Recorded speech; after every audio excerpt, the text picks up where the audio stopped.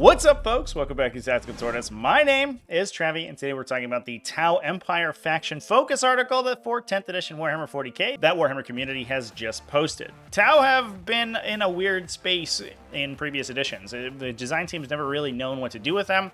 And they've always seemed to be saddled with kind of strange and idiosyncratic mechanics that don't necessarily fit. So let's take a look at how the team is approaching them in this new edition. First up, we have the Tau Army ability for the greater good.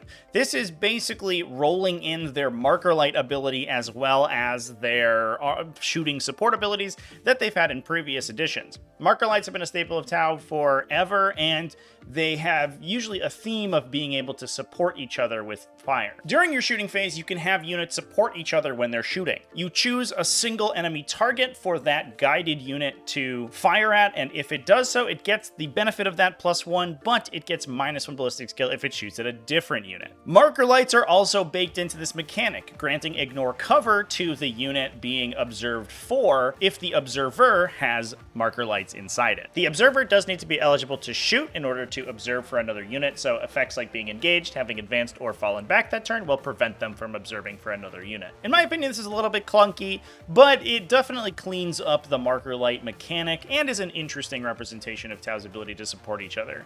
In the past, Marker Lights have either been ranged weapons that you use to fire at other targets or an action they perform that then has an entire token or marker system that stacks up, and it was very complicated, but just allowing Tau units to ignore cover and get +1 to hit for supporting each other, regardless of whether or not they have Marker Lights, makes a ton of sense, and making Marker Lights make that better is pretty good. Now, it's important to note that only the unit being spotted for gets the benefit of the +1 ballistic skill, but they also are the only one that suffers the penalty if they don't target the unit being observed at. So while the observer is supporting the unit that's firing, it still gets to make its own ranged attacks. They just won't get the benefit of that +1 ballistic skill. Now, you can make use of these effects with the Tau Detachment Rule. It looks like Tau tactical philosophies are going to be separate detachments now, and the one that we're getting, at least at release, is the Kauyan detachment. Kauyan is the Tau ability that benefits them towards the late game. Habitually, this has given them a little bit more sustained power and is more powerful than the more aggressive Monka, but you have to hold on for a while and delay your opponent in before you get the benefits of that.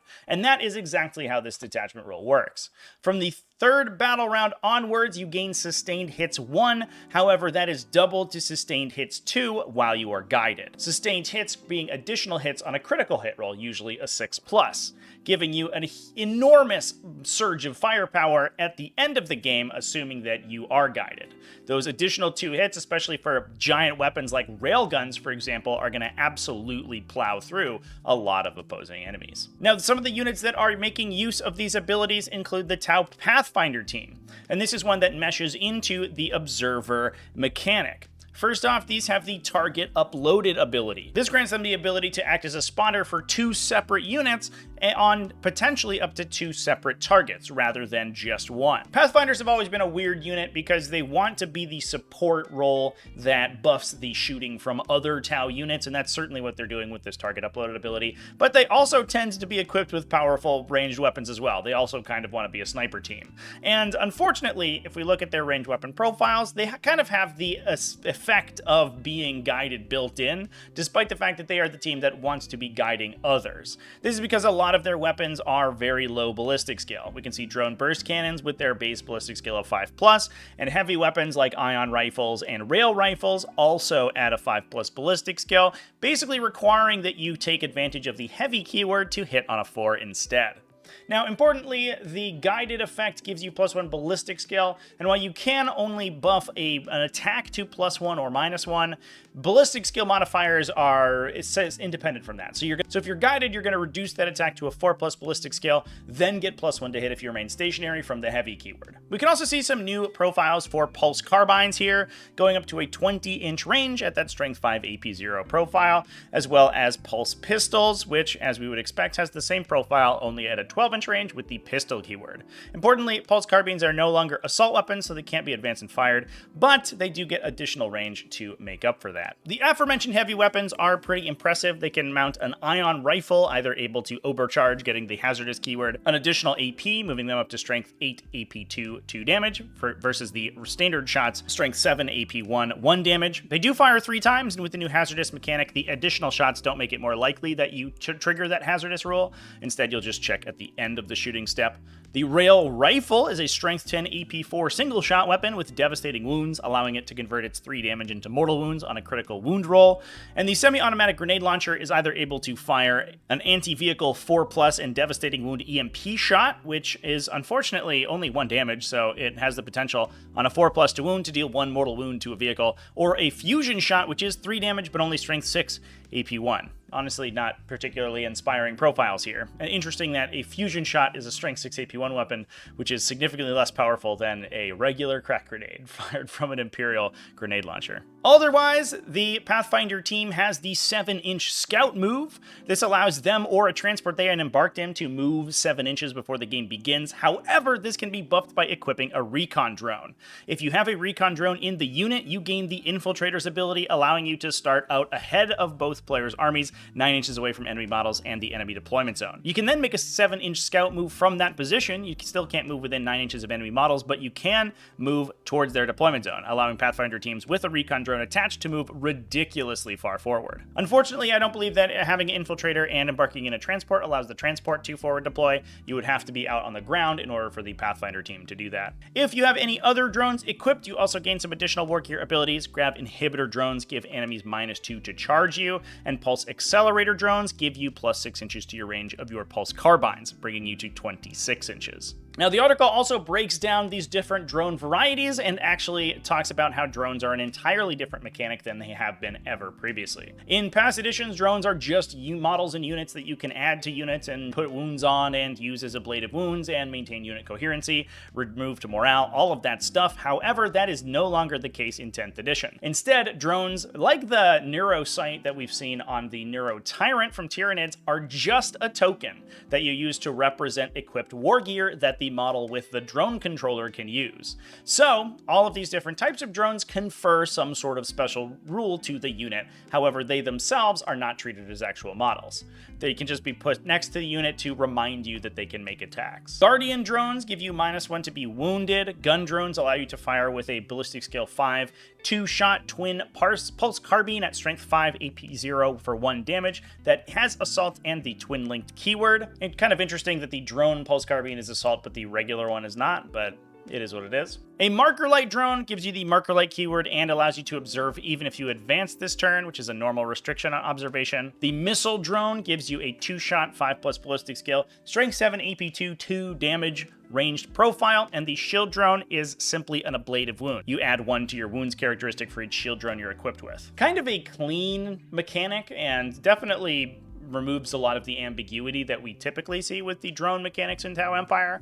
The downside is that it is a little bit, I don't know, kind of boring, I guess. We no longer have drones operating independently as their own units or detaching from squads to complete objectives, which was always cool, and I'm sure there's going to be some mechanics like that. I'm sure tactical drone squadrons are not going anywhere, and I imagine that there will be abilities like Savior Protocols to remove drones from your unit in order to prevent damage. Tau being the primary ranged weapon army in the game, we have seen a lot of ranged weapons spoiled for these guys, and the first one is the Railgun, a weapon who we had a little bit of an inkling of previously, given that it was spoiled previously that they were strength 20. These things fire a 72-inch range single shot, hitting on a 4. It does have the heavy keyword, so if it's remaining stationary, it's hitting on a 3 and a 2 if it is observed. So this is going to be a pretty high reliability weapon if you can stay out in the open for a while. If it converts, it has the devastating wounds characteristic, so a critical wound will inflict mortal wounds to equaling the damage of D6 + 6.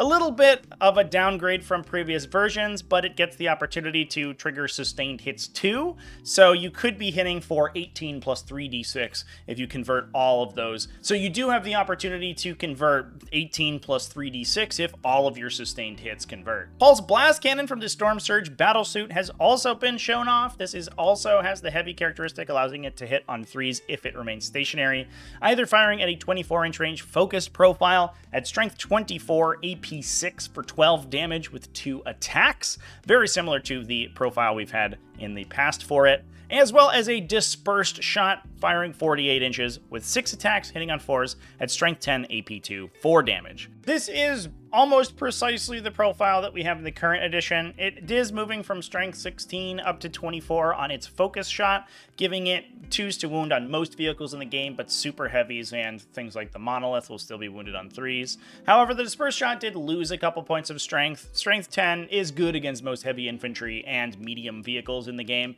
but a little bit worse against the more heavily armored stuff. That says that heavy armored stuff is what the focused fire shot is for, so most of the time we're going to be firing that. And the Pulse Blast Cannon is generally the all-rounder that we can expect it to be. The question remains what the Pulse Driver Cannon will do on the Storm Surge, and with so many other weapon systems equipped that we haven't seen spoiled, it's really hard to prognosticate about exactly what its damage output is going to look like, since there's a lot we just don't know. That is kind of the theme of this article. They've shown off a couple interesting mechanics, but largely, there's not much information to go on. We also see a stratagem here, Combat Embarkation, for the Kauyon detachment that allows an infantry unit to embark into a transport when targeted by a charge.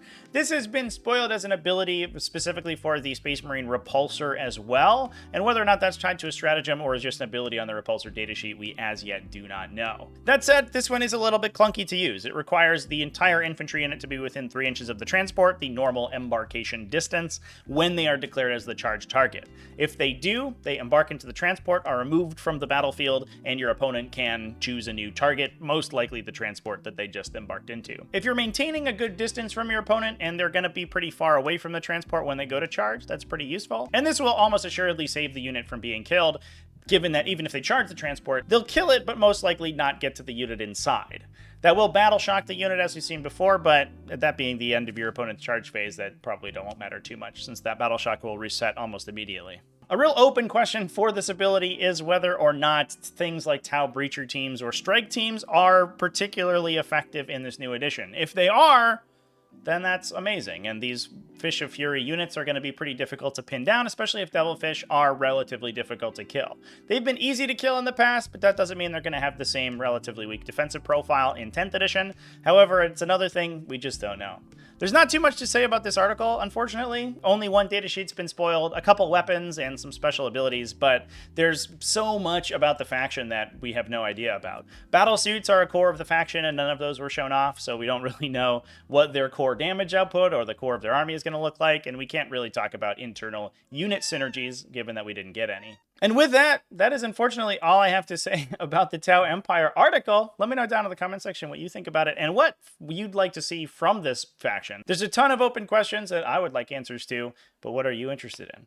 Big thanks for watching all the way to the end of the video. Thanks as well to everybody who supports the channel, either over on Patreon at patreon.com/TacticalTortoise, YouTube channel members, and Twitch subscribers. All you people are great and I love you.